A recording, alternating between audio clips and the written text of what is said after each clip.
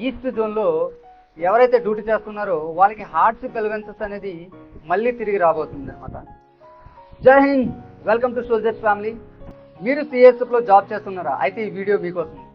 ఎందుకంటే ఈస్ట్ జోన్లో ఎవరైతే డ్యూటీ చేస్తున్నారో వాళ్ళకి హార్ట్షిప్ ఎలివెన్సెస్ అనేది మళ్ళీ తిరిగి రాబోతుంది అనమాట.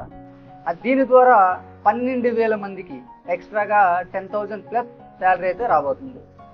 సుమారుగా ఈస్ట్ జోన్లో 43 యూనిట్లు ఉన్నాయి.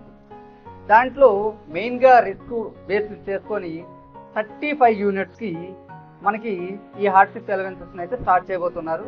దానికి సంబంధించిన లిస్ట్ని అయితే మీరు స్క్రీన్లో చూసుకోవచ్చు.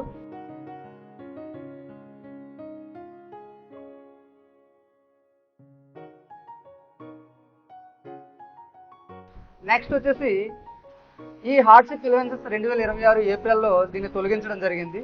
అయితే దీనిపైన ఇంటర్నల్గా ఒక కమిటీ వేశారు. రాంచీ హెడ్ క్వార్టర్గా ఒక కమిటీని అయితే నియమించడం జరిగింది. ఆ కమిటీ ఇచ్చిందనమాట రిపోర్ట్. దీంట్లో ఈ ఈస్ట్ సెక్టర్లో రోడ్ కనెక్టివిటీ, రైల్వే కనెక్టివిటీ కరెక్ట్గా లేదు. నెక్స్ట్ వచ్చేసి మిగతా సిఏపిఎఫ్ ఫోర్సులకి ఈ హార్ట్షిప్ ఎలివెన్సెస్ అనేది కంటిన్యూ అవుతుంది. ఒక్క సిఏఎస్ఎఫ్లో తీయడం కరెక్ట్ కాదు. మూడోది వచ్చేసి మిగతా ఏరియాలో పోల్చుకున్నట్లయితే ఇక్కడ డ్యూటీ కూడా హార్డ్ పడుతుంది. నెక్స్ట్ ఈ హార్ట్షిప్ ఎలివెన్సెస్ తగ్గించడం వల్ల మన జవాన్ల యొక్క పర్ఫార్మెన్స్ కూడా డౌన్ అయ్యే ఛాన్సెస్ ఉందని ఈ కమిటీ అయితే అబ్జర్వ్ చేసింది. మళ్ళీ ఈ హార్ట్షిప్ ఎలివెన్స్ని తిరిగి స్టార్ట్ చేయాలని చెప్పేసి ఒక రిపోర్ట్ రాంచీ హెడ్ క్వార్టర్గా రిపోర్ట్ తయారు చేసి న్యూఢిల్లీకి పంపించడం జరిగింది. న్యూఢిల్లీ నుంచి హెడ్ క్వార్టర్ నుంచి ఇంకా దీనిపైన నిర్ణయం తీసుకోవడం బాకీ అన్నమాట. సో 100కి 100% హార్ట్షిప్ ఎలివెన్స్ మళ్ళీ స్టార్ట్ కాబోతుంది. నాకు చాలా హ్యాపీగా ఉంది ఈ హార్ట్షిప్ ఎలివెన్సెస్ మళ్ళీ రావడం.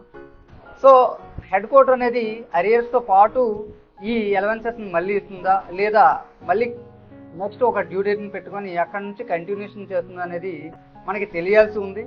మన ఛానల్ని సబ్స్క్రైబ్ చేసుకోండి.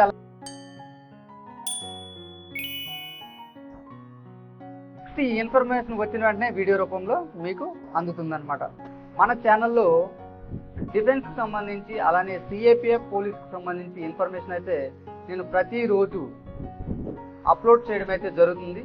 సో డిఫెన్స్ పర్సన్ అయితే మిస్ అవ్వకుండా ఉండాలనుకుంటే ఛానల్ని అయితే సబ్స్క్రైబ్ చేసుకోండి. అలానే ఈ వీడియోని లైక్ చేయండి. అలానే మీ ఫ్రెండ్స్ ఎవరైనా జాబ్ ఉంటే వాళ్ళకి తప్పకుండా షేర్ చేయండి.